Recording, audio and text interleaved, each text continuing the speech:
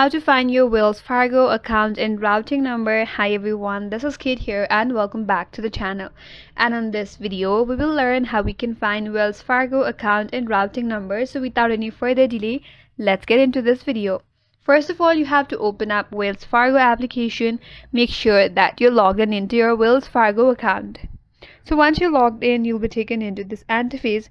Now from the account page, you have to select your checking account. So once you tap on your account, you'll be taken into this interface and there's an option as a routing and details.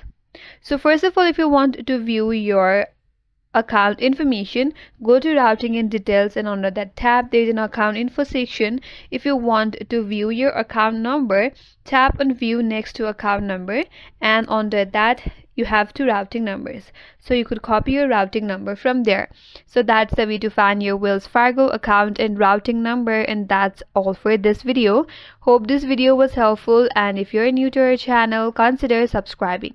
Thank you for watching. Stay tuned for more videos.